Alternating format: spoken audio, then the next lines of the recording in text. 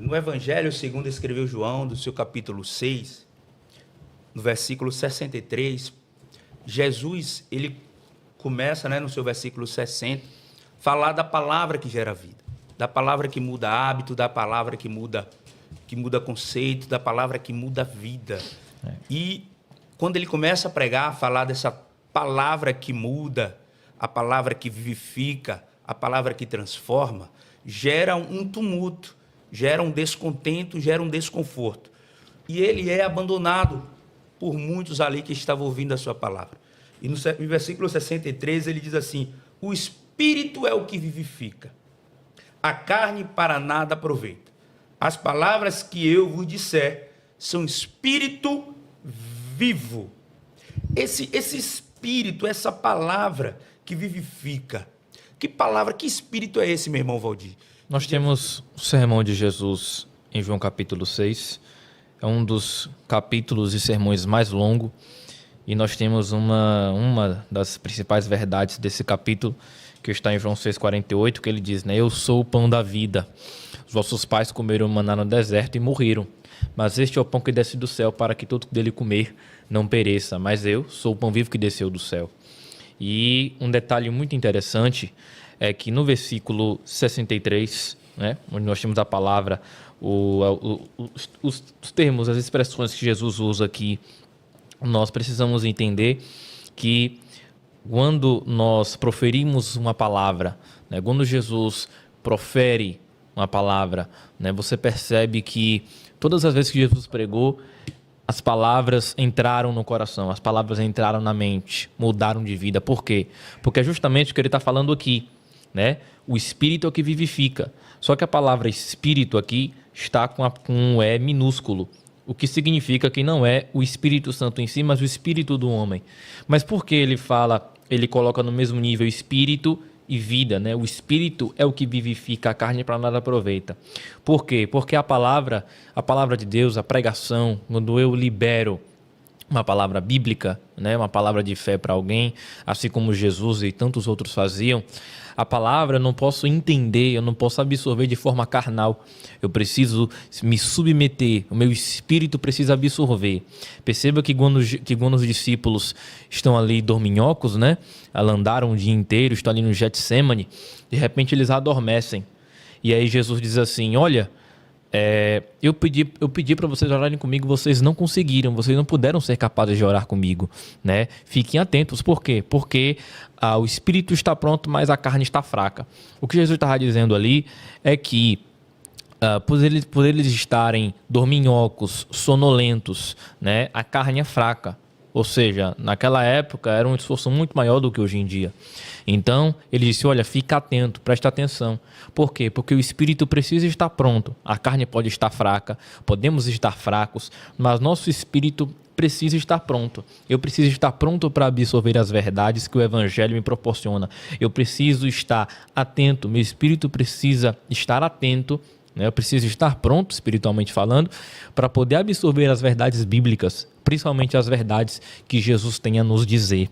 Então, às vezes, existem pessoas que interpretam a Bíblia de forma carnal, ouvem uma pregação de forma carnal, mas é necessário entender espiritualmente. O que foi que Paulo disse?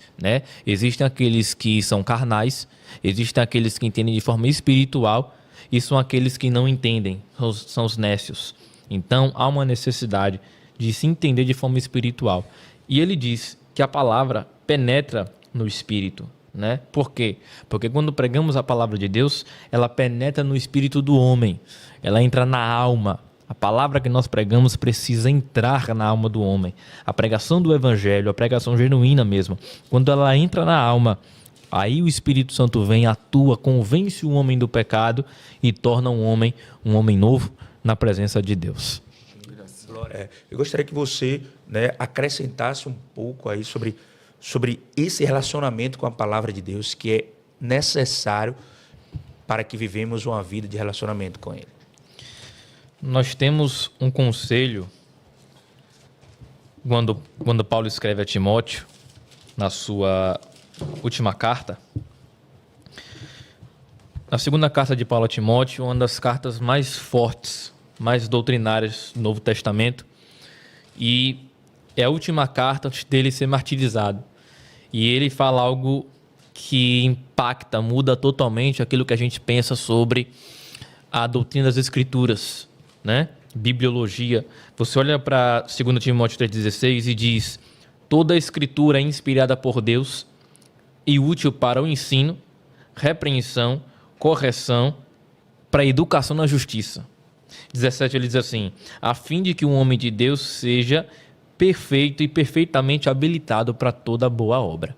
Então a palavra de Deus, ela é tão profunda, ela é tão forte, que ela é inspirada por Deus, né? Hoje tem aquela coisa, os ateus ficam dizendo: mas eu não creio nesse Deus da Bíblia, porque se Deus é tão Deus, por que ele teve que mandar homem, né, escrever a Bíblia? Mas a gente percebe que Jesus se tornou a imagem visível daquilo que era invisível. E Deus precisa de instrumentos, precisa de canais, seres humanos, para poder transmitir a sua palavra com fidelidade e com verdade. Você percebe que desde o princípio, desde que se inventa a escrita, lá nos tempos de Moisés, você percebe que Deus usa os homens para transmitir a sua palavra. Você tem as leis nas tábuas da lei, né? Deus inspirando Moisés, né? A primeira vez, Deus passa a lei. A segunda vez, Deus, no próprio Moisés, já escreve ali, Deus vai inspirando, ele vai escrevendo. O Novo Testamento não é diferente. Você tem os homens de Deus que são inspirados para escreverem as doutrinas, os ensinos do próprio Deus. Então a palavra é tão forte que ela é inspirada e ela é útil para quê? Ela é útil para o ensino, para a repreensão, correção, educação na justiça. Então, às vezes tem crente que tem 10, 15 anos de crente na igreja, mas às vezes não tem uma boa relação com a palavra. A pessoa quer movimento, quer reteté, quer não sei o quê, quer dançar no óleo, quer passar naqueles tapetes vermelhos, Fale mais um pouco. Sal grosso. Tem aí os movimentos neopentecostais, temos os excessos que são coisas que não tem nada a ver com a palavra, mas que as pessoas, né, infelizmente, o povo ficou acostumado a participar de um evangelho sem Bíblia, participar de um evangelho sem cruz, participar de um evangelho sem as genuínas escrituras. E você percebe que o que Paulo está falando a palavra é útil para ensino. Você olha para cursos de teologia, eu dou aula no curso de teologia, Instituto Teológico Sião, o irmão Celso, e você percebe que a quantidade de alunos são poucos que querem aprender teologia. Você tem muitos outros seminários de teologia, escola bíblica dominicais, cultos de ensino, cultos de doutrina, né? O senhor da culto de doutrina, culto de ensino, e sabe disso, que as pessoas estão fugindo.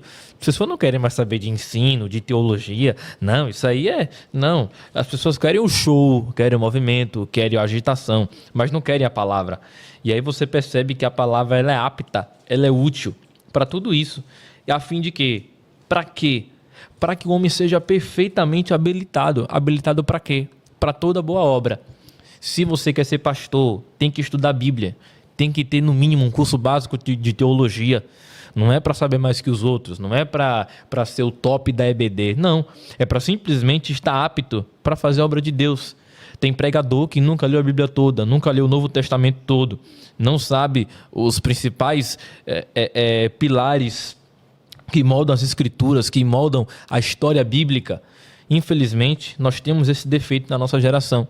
Mas todos aqueles que querem ser perfeitamente habilitados, porque a gente quer andar de carro, quer andar de moto, a gente quer se habilitar para andar de veículo, a gente faz curso, a gente tira CNH e fica o que? Habilitado. Então, para a obra do Senhor não é diferente. Para a igreja trabalhar no corpo de Cristo, né? 1 Coríntios 12, Paulo fala do corpo de Cristo, a igreja. A gente tem que estudar a palavra, ser amante da palavra, estar realmente apegado com a palavra, porque a palavra, ela primeiro tem que cortar para mim e depois cortar para quem para mim ouve. Eu prego o evangelho, eu não posso pregar, né, um texto se aquele texto não cortar para mim primeiro. Aquele texto tem que cortar para mim, tem que me exortar, eu preciso primeiro me corrigir, para depois corrigir os outros. Você tem hoje uma maré de gente que às vezes prega e não vive o que prega. Há essa deficiência. Mas há uma necessidade de, antes de eu pregar um texto para a igreja, eu viver aquele texto. Eu já me peguei, às vezes eu tinha uma agenda e aí Deus me deu um texto e eu preparei tudo certinho, mas eu percebi que no final da semana Eu tive que primeiro viver o que eu ia pregar para depois pregar. Depois que eu ia perceber, poxa, eu passei por tudo isso porque de fato Deus primeiro queria me testar naquilo que eu ia pregar para poder pregar para a igreja. Então há essa necessidade, né? Ficarmos perto da palavra, que é a palavra que gera vida, que nos confronta. Ah, mas eu não gosto. Então não vem para o evangelho. O que Jesus falou? Todo aquele que quiser me seguir. Não, ninguém é obrigado a nada, ninguém é forçado, né? Quem quiser me seguir vai tomar a cruz, né? Vai ser eu na frente dele, ele atrás, porque quem manda na vida da pessoa que segue a palavra é Jesus, não é isso? E todos os dias carregando a cruz. É isso que a palavra faz, né? Ela me assegura com o próprio Deus. Ela me faz viver algo diferente.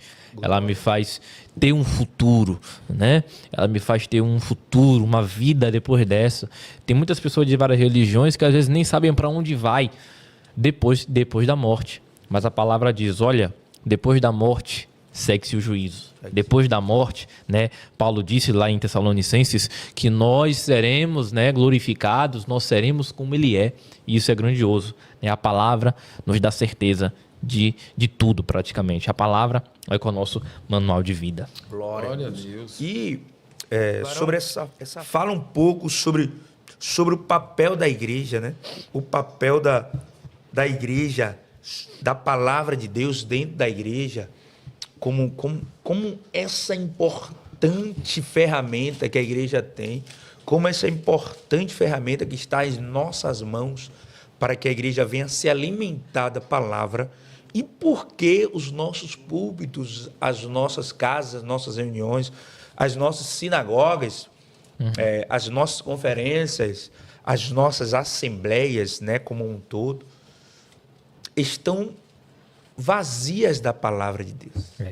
Estão cada vez mais se escassando, se esvaziando da palavra que gera vida, que gera cura, que gera transformação, da palavra de Deus.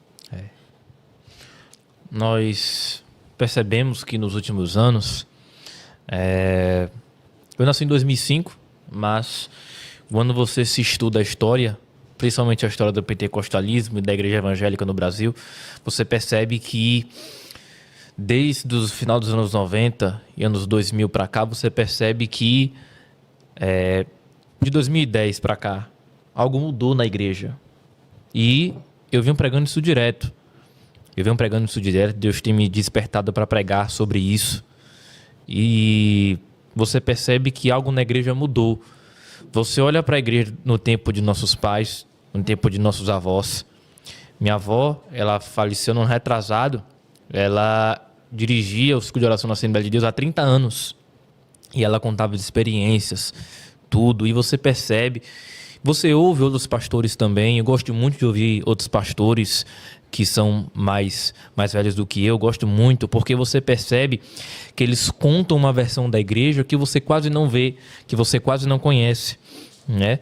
Parece que vivemos em outra realidade, porque antigamente, né, não se trata de questão de porque fulano não fazia teologia ou não fazia, isso não importa.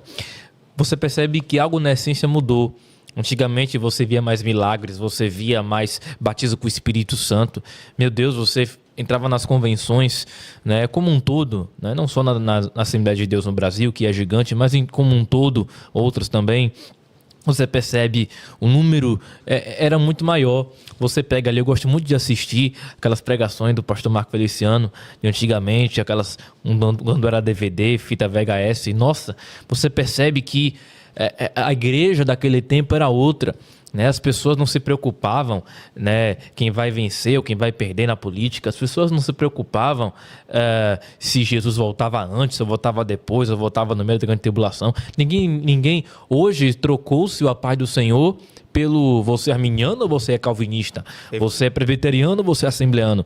Quer dizer, as pessoas não se identificam mais pelo dizer, não, eu sou cristão, nós vamos para o céu, você crê nesses pilares que não mexem na fé basilar, né? E eu creio nisso, mas isso não mexe no que é principal, que é Cristo, né? Se as pessoas creem igualmente na doutrina da pessoa de Cristo, então não há nenhum problema.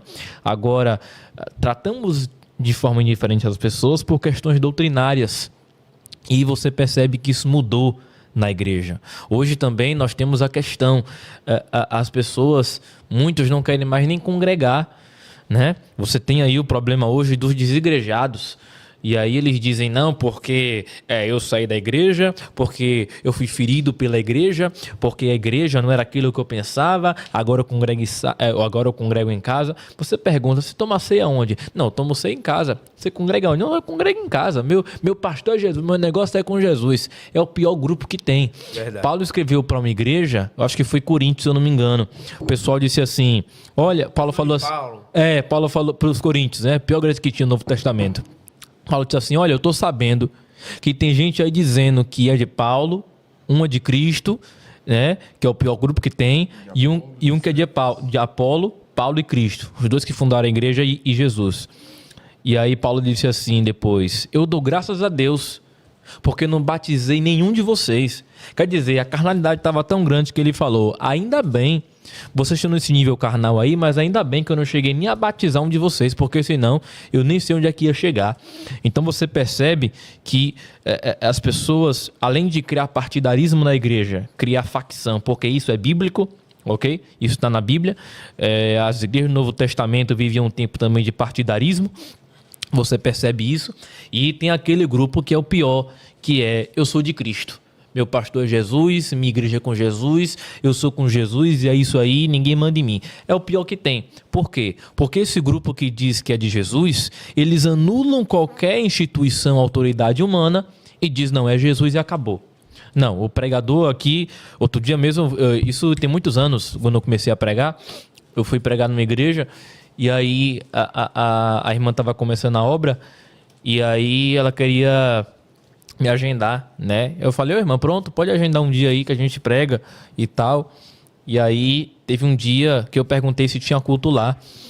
E aí eu disse que poderia ajudar, né? Porque existe um certo problema, as pessoas pensam, não pode se indicar, não pode oferecer ajuda. Não, pode sim. Se a pessoa tem domínio daquilo, ela pode oferecer ajuda, pode oferecer, né?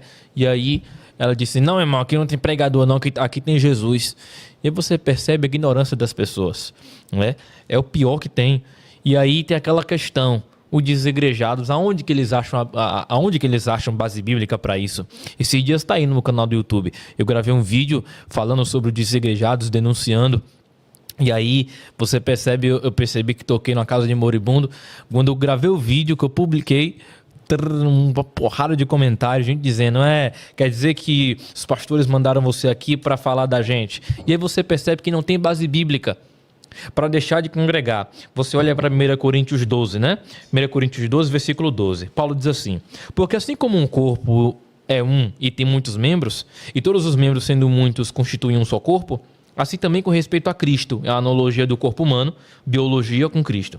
Pois em um só Espírito todos nós fomos batizados em um corpo, que é judeus, gregos, escravos, livres, e a todos nos foi dado beber de um só Espírito, porque também o corpo não é um só membro, mas muitos. Aí ele diz no 15, se disser o pé, por que não sou mão? Não sou do corpo, nem por isso deixa de ser corpo. Se o ouvido disser, por que não sou olho? Porque não sou do corpo.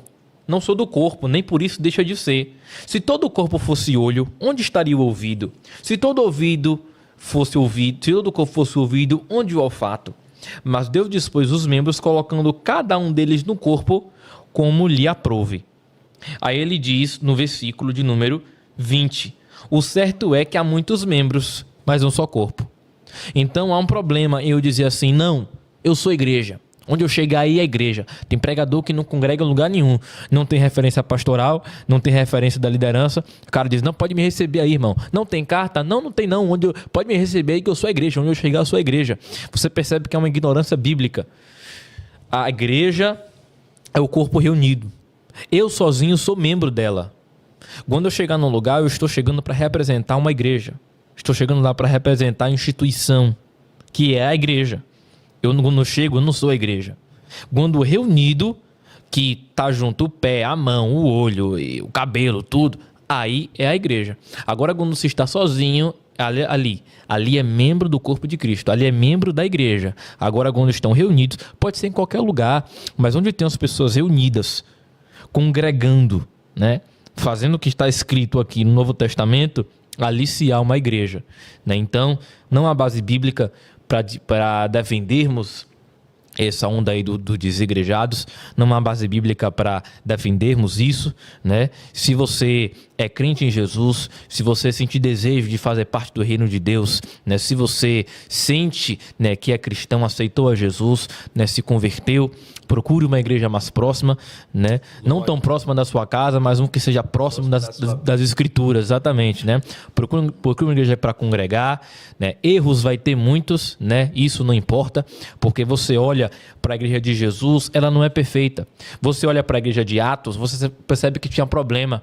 Atos capítulo 6, estavam lá os órfãos e as viúvas sendo esquecidos na distribuição de alimento. Aí os apóstolos pararam e falaram assim, não, peraí, bora organizar isso aqui. Vamos instituir diáconos, homens preparados para fazer isso. Por quê? Não podemos... Primeira assembleia, né, mano? Primeira assembleia, isso. Tem gente que diz que não, a primeira igreja registrada foi a católica. Não foi. Foi a igreja de Jerusalém, em Atos. Primeira igreja histórica. Perfeito. E aí, você tem... A igreja tinha problema. Você tem Atos capítulo de número 10. Pedro foi na casa de um gentio. Na época, era um escândalo. Os apóstolos disseram, não, Pedro, você está errado. O que é isso? O senhor é um pastor, um homem de Deus, está entrando na casa de gentio? Você tem Atos capítulo de número 15. Você tem a confusão ali do concílio de Jerusalém e tal. Você tem Gálatas capítulo 1. Paulo repreendendo Pedro. Porque quando estava com judeus, descartava os gentios. Quando os gentios chegavam, você estava com gentios. Estava com um comportamento meio estranho. E aí você percebe que na igreja de Deus tem problema. Ah, não, mas pastor é tudo ladrão. Quem disse?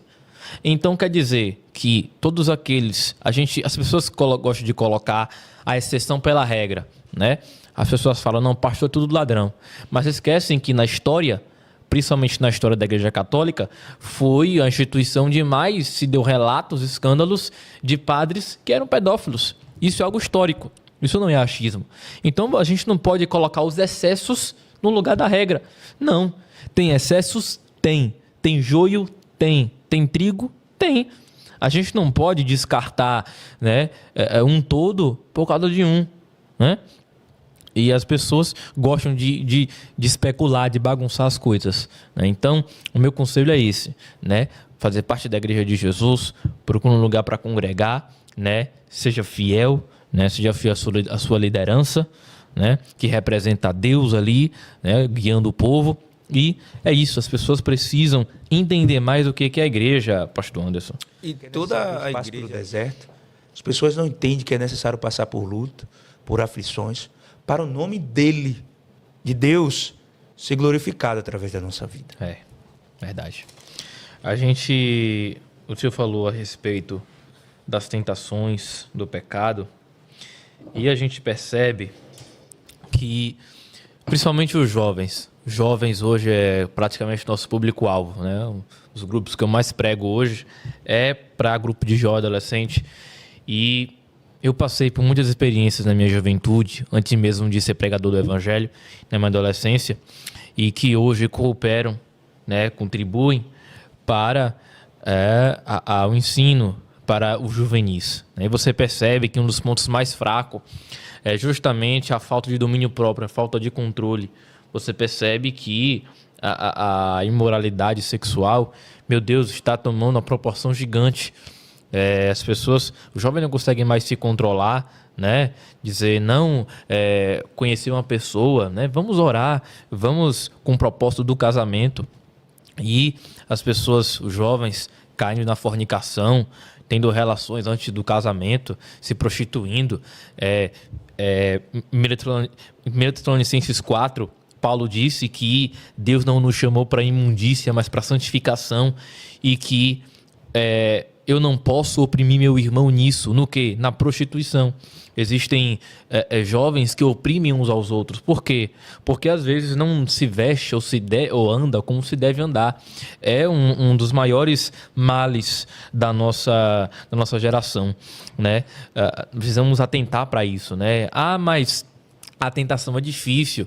Irmão, nós temos assim na Bíblia que ao diabo não devemos resistir. O que foi que o Tiago falou? Ao diabo resiste, ele fugirá de vós. Agora, da prostituição, se foge. O que foi que José fez quando a mulher de Potifar, né, chegou e se ofereceu? A Bíblia diz, o texto diz que ela se ofereceu, quis ficar com ele ali. Quer dizer, o marido foi para a guerra, José estava ali no administrativo e ela quis ficar. Então há essa tendência hoje. Vai no aniversário, fica. Vai na balada, fica. Vai não sei onde, fica. Vai no congresso, fica. Aí chega no congresso, às vezes no culto, aí na hora da palavra, sai, vai pro estacionamento beijar. Meu Deus, as pessoas não têm mais integridade, não têm mais compromisso com a palavra, né? E da prostituição se foge. Você foi tentado, né? Fuja. Não tente armar desculpa, não tente ficar parado, não tente ficar sem fazer alguma coisa. Do diabo, você foge. Ao diabo você resiste, mas a prostituição, a imoralidade sexual, você tem que fugir.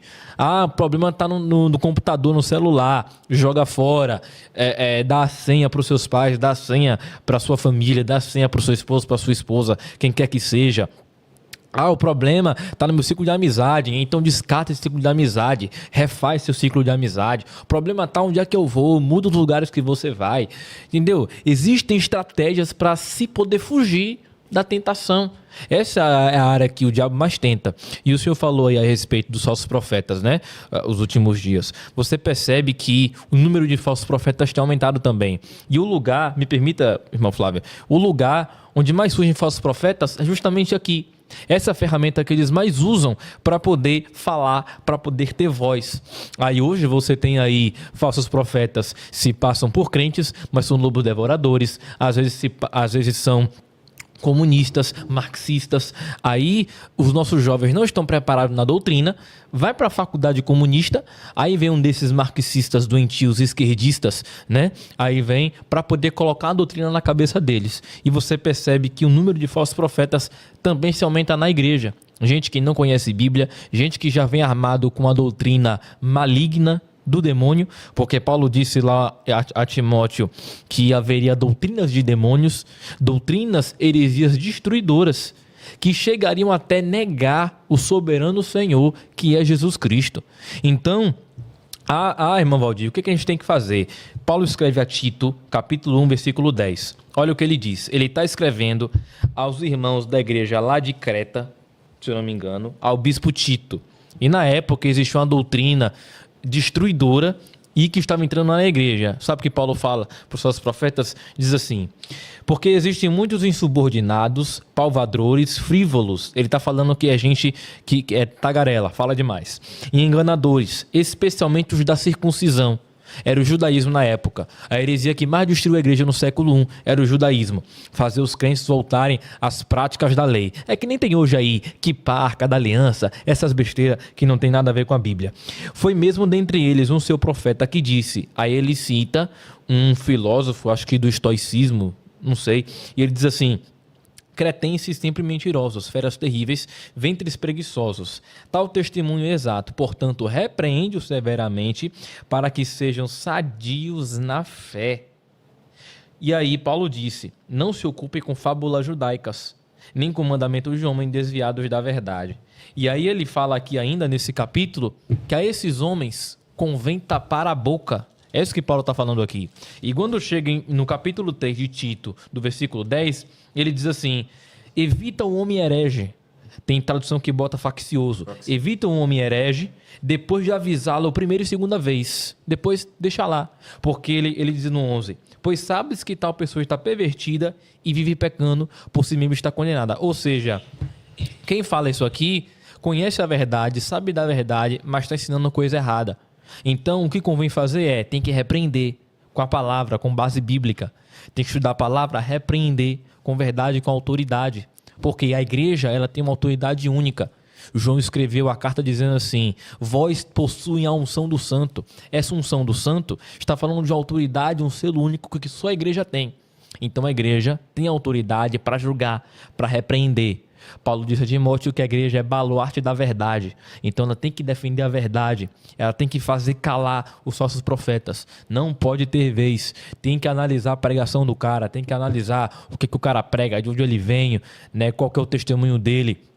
tem que analisar a vida dele, com quem ele anda, com quem ele vive, né? Tem que analisar esse tipo de coisa. Falso profeta não pode ter vez na igreja do Senhor. A escola bíblica está aí para nos ensinar, né? Para ensinar novos obreiros, novos professores, para lidarem, para defenderem a verdade e pregarem a verdade do evangelho. É isso. Glória a Deus. Glória a Deus. De que fruto é esse que Jesus ele tem falado que vamos reconhecer aqueles que estão enganando a igreja? Mas aqueles que estão enganando a igreja, ele não vem como falsos. Não. Ele não vem com um tridente, com os olhos vermelhos, como a imaginação do desenho animado de Hollywood coloca, né, sobre as nossas imaginações. Ele não vem assim, ele vem como ovelha, ele vem travestido como ovelha. Isso mesmo. Mas ele diz, olha, vocês vão conhecer ele pelos seus frutos. Exato. Nós fazemos uma ligação direta com Gálatas, capítulo de número 5. Nós temos a lista das obras da carne e o fruto do Espírito. Muitos costumam falar frutos, né? Mas na verdade aqui é fruto. Por que fruto? Porque quando você morde uma fruta, quando você experimenta uma fruta, você percebe que seu paladar, não sei se é paladar que chama, que você experimenta a língua e sente vários sabores diferentes. Quem souber me corrija aí, por favor. Você percebe que você sente sabores diferentes, aspectos diferentes, coisas diferentes que lhe chamam a atenção. Cheiro, acidez, enfim, muitas coisas. E por isso mesmo que é fruto. Quando você morde uma fruta, você percebe um detalhe de coisas, né? Por isso que alguns médicos recomendam que a gente coma devagar, para experimentarmos, né, alguns aspectos do alimento. Justamente que Gálatas capítulo 5 diz que há o fruto do Espírito. E dentro do fruto do Espírito, nós temos alguns itens muito interessantes. Quais são os frutos? Quais são os elementos desse fruto que caracterizam um verdadeiro crente e saber o falso profeta? Nós temos as obras da carne, né? E o fruto do Espírito é amor, alegria, paz, longanimidade, benignidade, bondade, fidelidade, mansidão, domínio próprio. Contra essas coisas não há lei. Paulo diz, Gálatas capítulo 5, versículo 22. E você percebe que esses são os elementos que definem um verdadeiro cristão, define o falso profeta do verdadeiro profeta. A gente criou-se, principalmente no meu pentecostal, criou-se essa frase, né? Julgueis a profecia, mas não julgueis o profeta. Isso não tem base bíblica. Eu preciso também analisar a vida do profeta. O cara não pode me entregar uma profecia se a vida do cara está toda errada. Possa ser que a mensagem seja verdadeira, mas a mensagem também tem mais credibilidade, né, quando o cara vive aquilo que ele prega. Então, às vezes tem gente que entrega profecia, é profeta, Deus de fato deu dom de profecia, mas às vezes a vida está toda desregrada, a vida está toda fora do prumo, não tem nada não tem um testemunho pessoal, né, edificante, que edifica a vida de alguém. A gente tem que atentar para isso também. Tem gente que tem nome de crente, mas não tem ainda o fruto do Espírito. E às vezes, muitas das vezes, tem até as obras da carne incluída, né? Incluem a lascívia, a sensualidade, heresia, facção, muitas outras coisas, né? Paulo disse que ainda coisas semelhantes a essas. Mas define-se um verdadeiro cristão se ele tem de fato o fruto do Espírito. Tem que olhar se tem amor, né? 1 João escreve sua primeira carta dizendo assim, olha, se você de fato está em Deus, você ama. Né?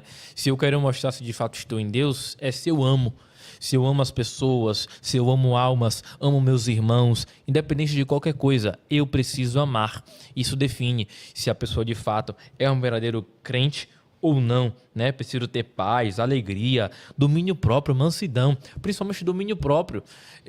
Relativizando isso com o meu pentecostal, né? As pessoas pensam que às vezes ser cheio de Deus perder a falta do controle, né? Tá ali, você pergunta, o que você está fazendo, o que você está falando? Rapaz, estou tão cheio que eu nem sei o que eu estou fazendo, nem sei o que eu estou falando aqui, né? Estou em outra dimensão aqui, eu nem sei aqui.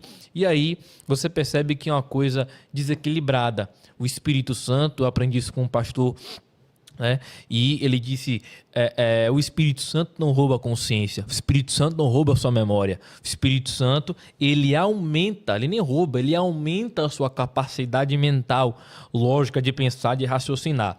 Então, se você tem dom de profecia, dom de revelação, você precisa ter em mente de que você tem que se equilibrar, ter mansidão, ter domínio próprio, né?